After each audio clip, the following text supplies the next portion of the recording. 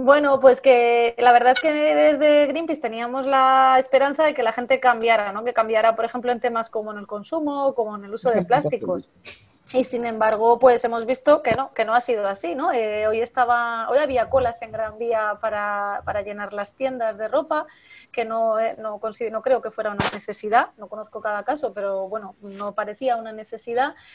Y es lamentable, ¿no? Ver a gente que al final está consumiendo no por necesidad en el Día del Medio Ambiente, cuando estamos diciendo que el consumo, si seguimos a los ritmos actuales de consumo, vamos a necesitar 3 planetas.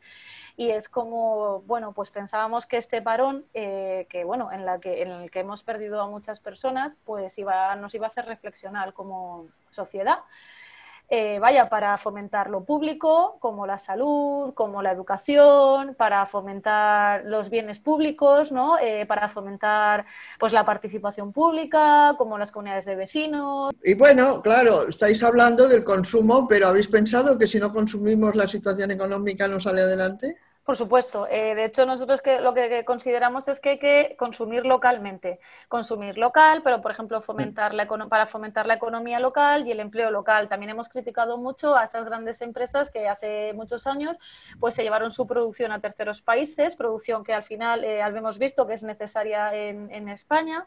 Y también, por ejemplo, otro tipo de consumo que es, por poner ejemplo, sería fomentar el consumo a granel o de tiendas locales con producción local, que no tiene por qué ser ecológica, que sería lo mejor, pero cuanto más local sea, estamos favoreciendo un consumo pues mucho más cercano, un entramado socioeconómico que nos refuerza la población, la fijación en el territorio de las personas y todo esto crearía otros nuevos empleos, como por ejemplo crear empleos en la reparabilidad de cosas. ¿Por qué dejamos de tener la vida útil de las cosas tan rápido? Porque es lo que nos instauran, evidentemente, las multinacionales y no pasamos a tener empleos que impliquen la reparación de estas cosas para alargar su vida útil. Todo esto no deja de ser consumo, pero es otro tipo de consumo alternativo que fomentaría el empleo, además el empleo local, y un empleo que además cuanto más local, lo normal es que sea un empleo además que está gestionado de una manera teniendo muy en cuenta a las personas, ¿no? No sabría si decir empleo social, pero sí, ¿sabes? Es como empleo local, pero que además tiene el cuidado de las De la personas. palabra es. Bueno, ¿y habéis pensado qué van a decir las multinacionales?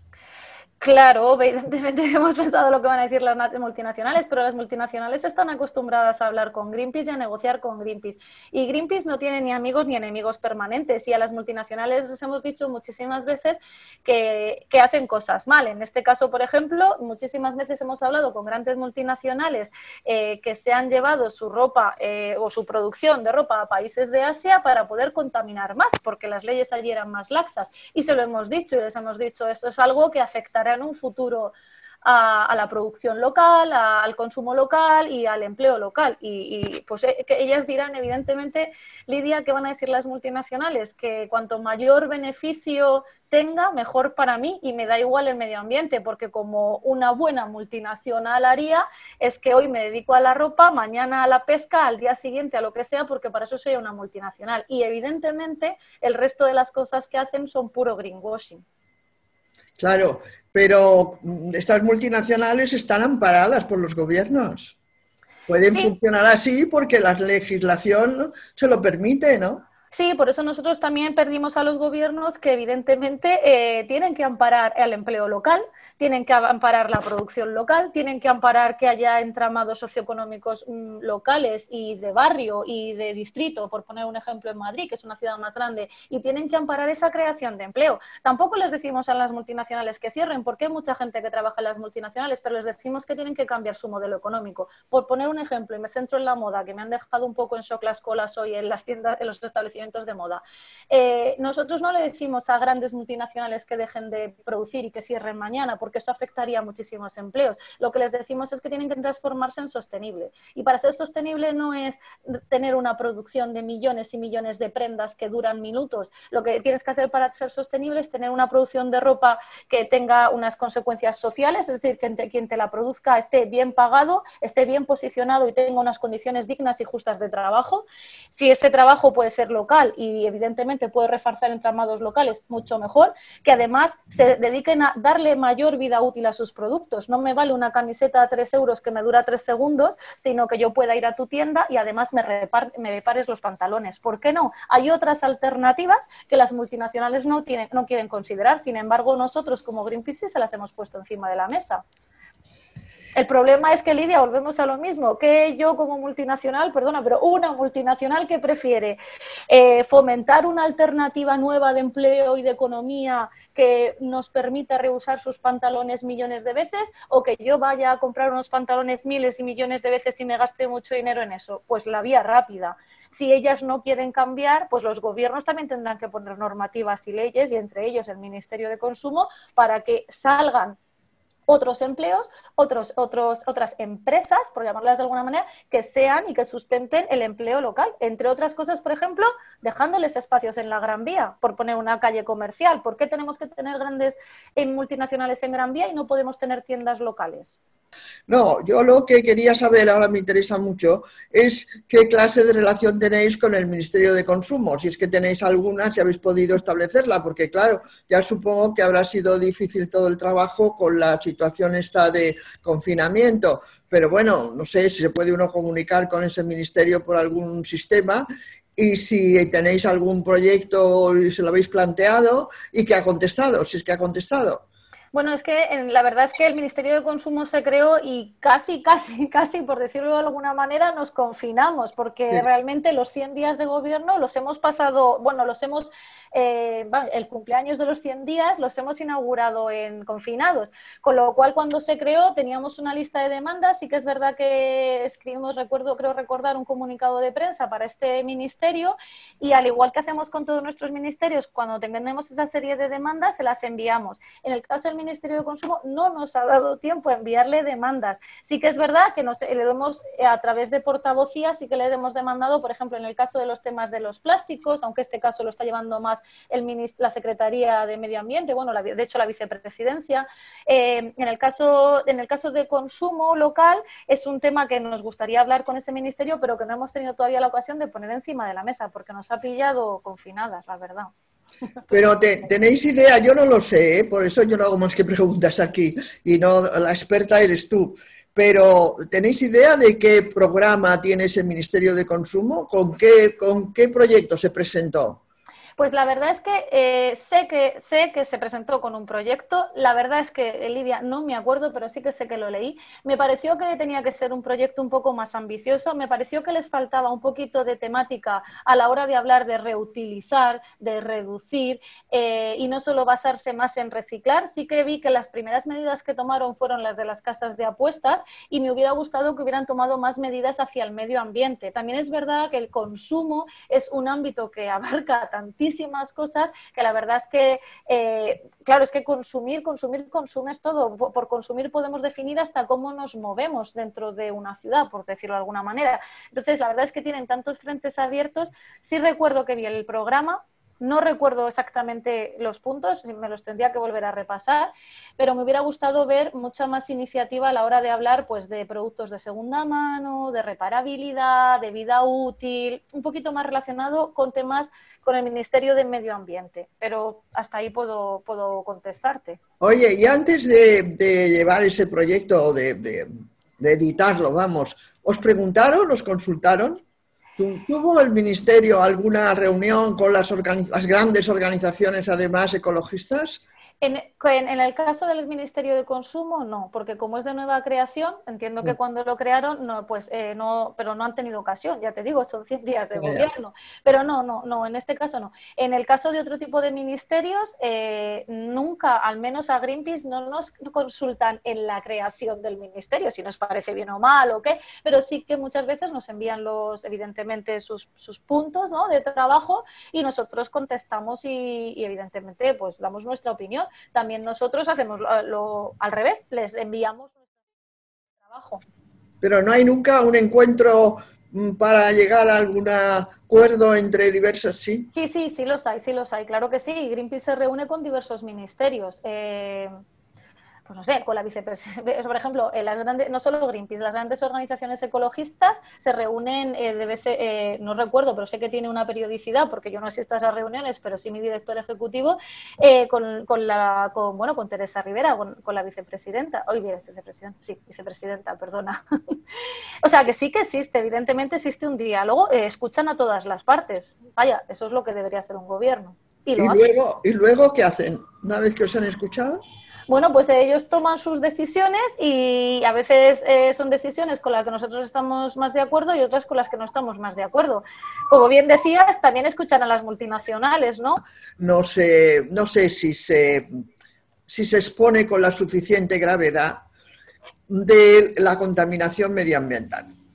Pero tengo, dada simplemente la experiencia, ¿no? Y además la observación del mundo que me rodea, tengo muy pocas esperanzas de que realmente vayamos a cambiar el sistema, porque para eso habría que cambiar el sistema capitalista. Claro, por supuesto. yo cuando te he preguntado por las multinacionales no era más que por decirte, pero ¿tú crees realmente que las multinacionales van a consentir que compremos menos ropa y menos zapatos y menos de todo, desde los helados? Yo una de las cosas que me tiene rabiosa, bueno, me tienen rabiosa tantas, pero que cada día lo compruebo, es que aquí en una frutería minúscula, pequeñuja, que tengo aquí en el barrio, que es donde yo voy, que tiene las ciruelas de Sudáfrica y que tiene la piña de Costa Rica. Y no sé qué otras, todo, las frutas. Yo al final consigo naranjas de Valencia, ¿verdad? Y ahora ya no es la época. Y la piña ya he dejado de comerla porque me irrita tantísimo, pues no hay de España, que yo creo que en Almería tiene que haber, ¿no? Bueno, pues esto se ha convertido en una costumbre porque naturalmente nos han inducido a ello. Yo hace 20 años, o yo que sé cuántos, que al primer frutero que me ofreció eso, en pleno invierno, unas ciruelas de Chile, yo dije, necesitamos comer ciruelas de Chile en diciembre, ¿no?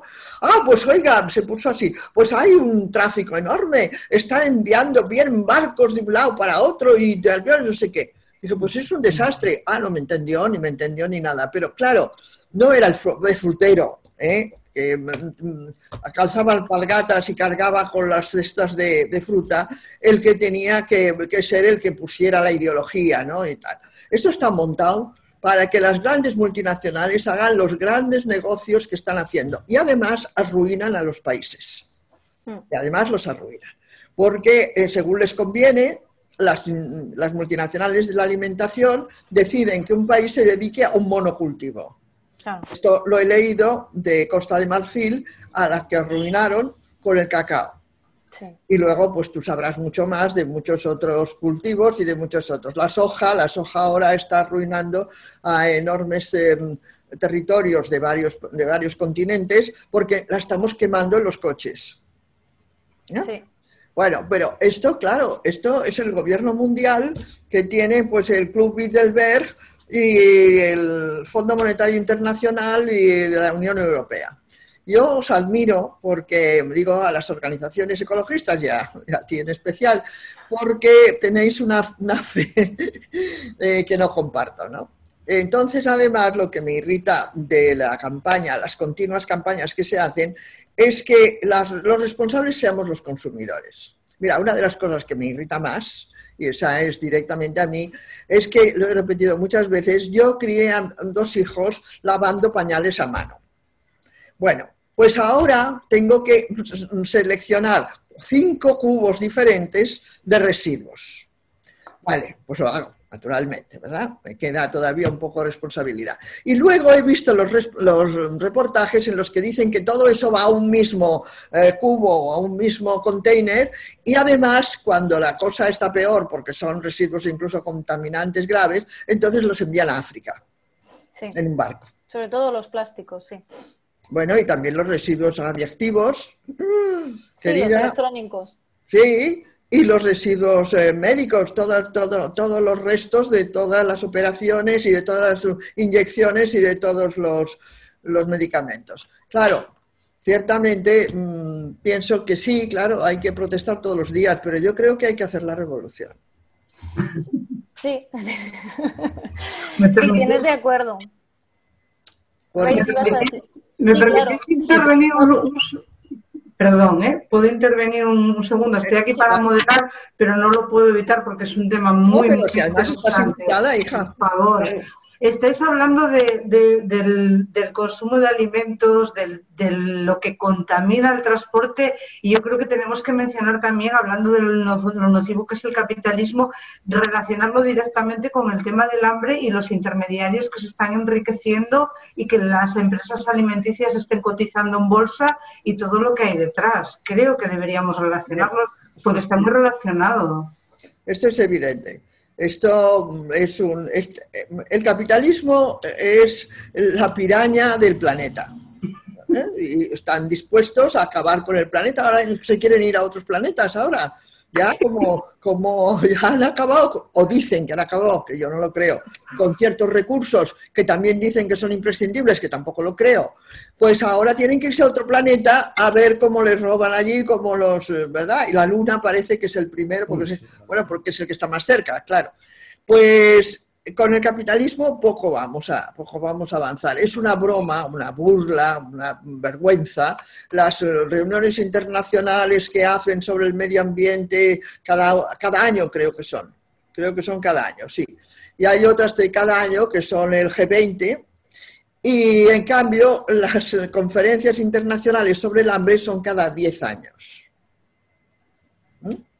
Bueno, pues claro. Y todo esto además, todas las organizaciones estas y los encuentros y las conferencias, etcétera, son una manera de engañar a la gente. Aparte de lo que gastan, aparte de que viajan de un extremo al otro del planeta, no sé cuántos mandatarios, no sé cuántos tienen que reunirse y luego comen y beben, por supuesto, y lo que sea, después de esto sacan unos comunicados que son además melifluos y de poco contenido y luego no lo cumplen. Y esto lo sé muy bien en lo que se atañe a las mujeres, ¿no? Esto tengo para 7 conferencias explicaros para qué sirven las conferencias internacionales de la mujer. Pero supongo que del medio ambiente, pues es esto, ¿no? Entonces ahora, en este momento, tampoco observo suficiente preocupación por parte del movimiento feminista de este tema. Y además estamos en una situación excepcional, que es esta crisis que nos ha metido en casa y que pretende que no gastemos nada. Pero si no gastamos nada, nos hundiremos en la miseria. Estamos abocadas Pero es curioso, Lidia, porque dices que si no gastamos nada nos hundiremos en la miseria, pero quieres acabar con el capitalismo. Es que para a lo mejor parte de claro, acabar... porque la revolución no la hace. Pero no hay que gastar nada. Sí, o sea, quieres hacer la revolución gastando y si hacemos la revolución hay que hacerla sin gastar. No, la revolución es un proceso rápido. La diferencia que hay entre la reforma y los avances tal y la revolución es que, como decía Carlos París, mi marido, es que eso se hace rápidamente. Este es el problema es que no lo hacemos y que mientras tanto la gente come cada día. Entonces, si no tenemos empleos y no tenemos, y aquí vivimos además desgraciadamente del turismo, que es una que quería plantearos, una de las industrias más contaminantes. Tuvimos hace nada, estabas tú, Reis, cuando tuvimos el debate con un catedrático de economía y luego otras camaradas, y que yo planteé que es un desastre que España fuera dependiente del turismo, y se puso a hacer toda clase de elogios. ¿Te acuerdas, Rey? Toda clase de elogios del turismo, que además lo encuentro desastroso en todos sentidos, porque no solo destruye el medio ambiente, sino destruye la cultura, destruye la convivencia, destruye la dignidad de las personas trabajadoras. Y además trae a los borrachos a violar mujeres y a utilizar la prostitución y la prostitución infantil en todas partes del mundo, ¿no? Y me encontré con que este señor, que es, oye, importante y supongo que será asesor de organizaciones e instituciones, estaba haciendo un elogio del turismo. Yo publiqué un artículo, no sé, mira, quizás Celia te gustaría el artículo porque hablo de la contaminación, del desastre ambiental que supone el turismo en público.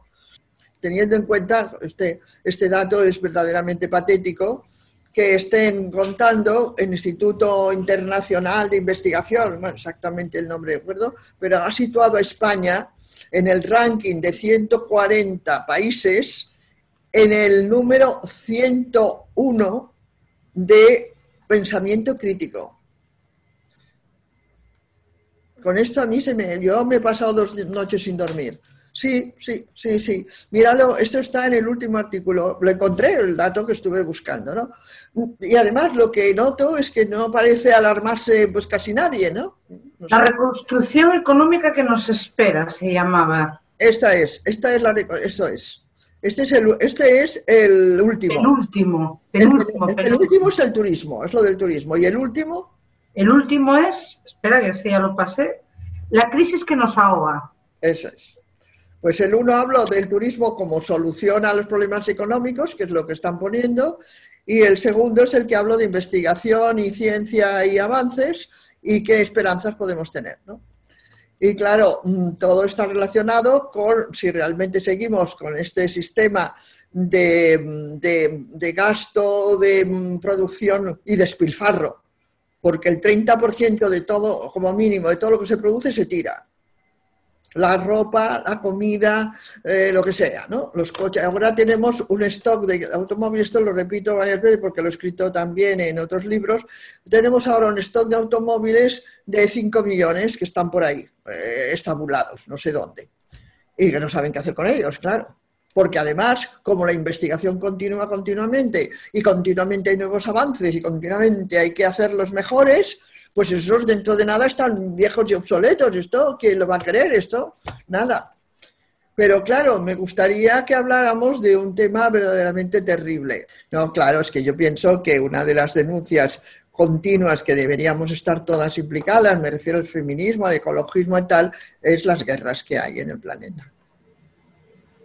Porque si se habla de contaminación, que nos cuenten qué clase de contaminación es la que suponen los bombardeos en Siria, en Afganistán, en Irak, en Yemen, ¿verdad? Y qué supone, no digamos, la carrera espacial. Y qué supone la carrera nuclear. La energía. Otro tema, la energía. Bueno, un tema concreto que yo sacaba para añadir, porque ahora está muy de moda, es ¿qué opináis del coche eléctrico? Sí, le tenemos una pregunta. Sí, era una de las preguntas. Pues, a ver, lo que pasa en Greenpeace estamos, a ver, evidentemente es que es redibujar la ciudad y para redibujar la ciudad y redibujar la movilidad en la ciudad y entre ciudades y en el país, no es coche eléctrico sí o coche eléctrico no, es que hay que meter en el saco un montón de cosas. Y lo que hay que hacer es empezar a redibujar las ciudades y el país pensando en las personas. Es decir, yo no entraría en el debate coche eléctrico sí, coche eléctrico no. Primero empezaría a ver cómo son los desplazamientos en las ciudades, cómo son de grandes las aceras, cómo se puede desplazar una persona dependiente o no dependiente, cómo puede desplazarse una mujer en una ciudad con una poca iluminación. O sea, hay que poner todas esas cosas encima de la mesa mucho antes que decidir si el coche eléctrico sí o no. Evidentemente, para Greenpeace, los coches de combustión, lo que viene siendo diésel o gasolina, tienen que tener un fin y tienen que dejarse de producir y tienen que dejarse de utilizar, evidentemente, a nosotros hemos puesto la fecha fin para 2030.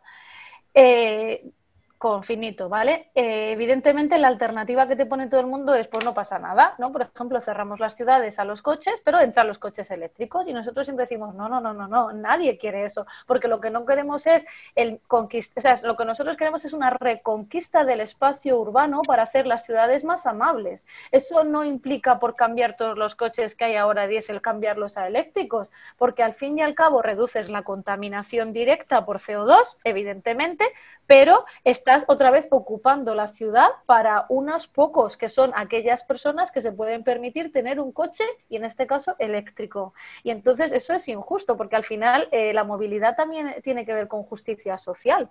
Entonces el planteamiento es mucho más amplio, no es coche eléctrico sí o coche eléctrico no. No sé si me estás entendiendo, Lidia, que te veo ahí. Sí. Pero claro, es que para mí la pregunta es ¿quién tiene el derecho de moverse por las ciudades? ¿Los coches o las personas? Para mí la respuesta para Greenpeace es las personas. Y ahora, ¿cómo lo hacemos para que sea sostenible? Pues para empezar, a pie.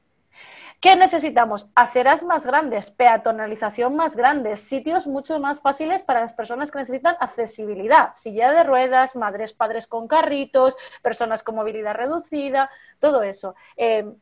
Siguiente punto, ¿dónde metemos? Vale, yo me quiero seguir moviendo en la ciudad, no es una gran distancia, no lo puedo cubrir a pie, las bicicletas o los patines, me da igual, ¿sabes? O irte en los estos de ruedas, los roller skate, Patines. los patines, sí, o sea, está el patín y los patines de toda la vida, o sea, como quieras, pero en ruedas, ¿vale? Y ese para mí sería el segundo punto. Los segundos son las bicicletas y hay que diseñar carriles bicicleta, para carriles seguros, para que todo el mundo se sienta confortable a la hora y seguro y segura a la hora de recoger una bicicleta. ¿Por qué te crees que las mujeres no van en bicicleta? Eso no es una pregunta, es una pregunta que te hago retóricamente. La primera es la seguridad.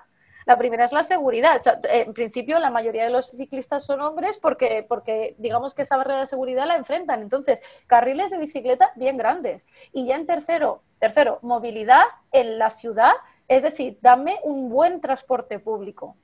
Un buen transporte público combinado, flexible, seguro, con horarios con mucha frecuencia horaria, que tenga en cuenta los problemas de feminismo y de seguridad, es decir, que no me corten un transporte, un autobús a las 2 de la mañana, que me lo dejen toda la noche si lo necesito, sino cómo vuelvo a mi casa, ¿sabes? Ese tipo de problemas. Y por último, entonces es cuando yo metería el coche si es eléctrico, si no, nunca jamás lo metería. Y evidentemente, luego hablamos los servicios, pues los servicios tendrían que hacerse en coche eléctrico, pero también hay muchos servicios que se están empezando, por ejemplo, a hacer en bicicleta. No veo a nadie repartiendo un frigorífico en bicicleta.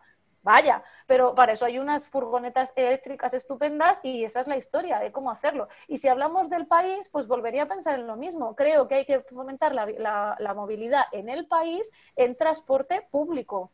Y si puedes, es decir, y eso estoy hablando del autobús, que tendría que ser eléctrico, y de los trenes, esos trenes que tenemos ahí que están cerrando, los trenes nocturnos los están cerrando y son divinos, que además te conectan y te ponen en puntos de Europa solamente viajando por la noche, o sea, que además te permiten conciliar, porque te permiten estar en tu casa y poder hacer ese viaje por la noche. No, pero nos hemos ido a lo fácil, ¿no? A un avión que contamina muchísimo y que creo que es más rápido, pero en el fondo no lo es. Y si contamos las distancias y el tiempo que tiene que estar, pues no es más, pues al final, pues no lo es.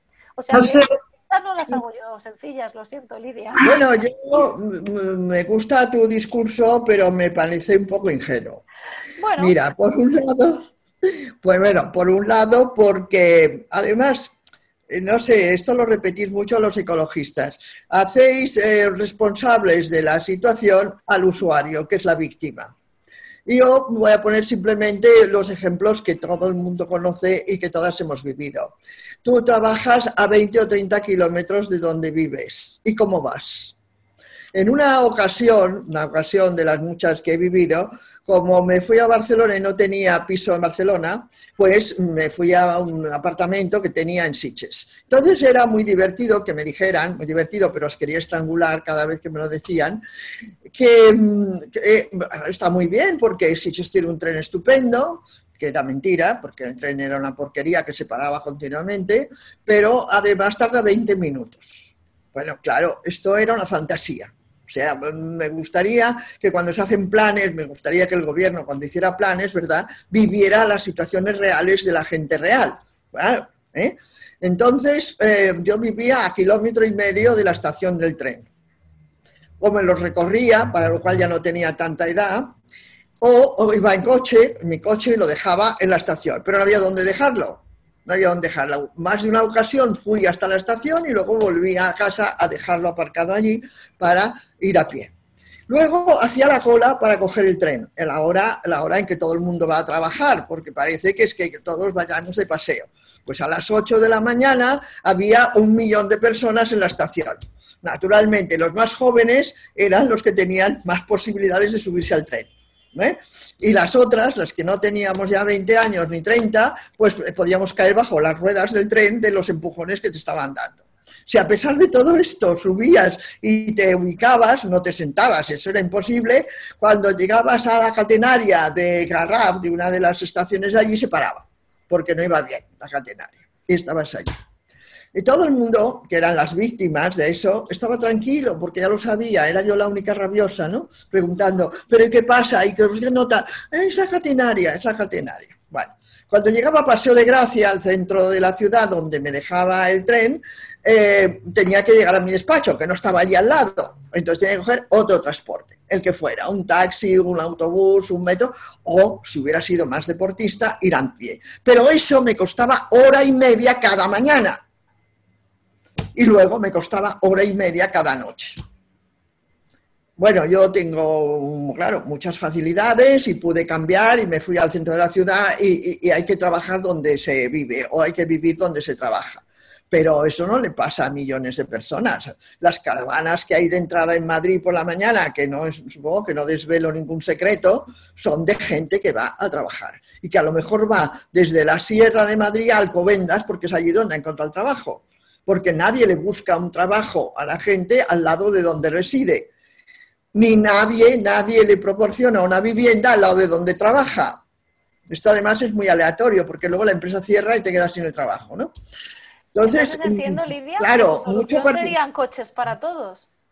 Bueno, habrá que pensarlo, pero a mí lo que me gustaría es que no hubiera soluciones mágicas o fantasiosas o de cuento de hadas, porque claro, ¿cuánta gente puede coger patines? Yo desde luego no, ya hace años, ¿eh? ¿Cuántos podemos ir en bicicleta? Pues yo nunca pude, porque entre otras maneras no tengo bastante equilibrio.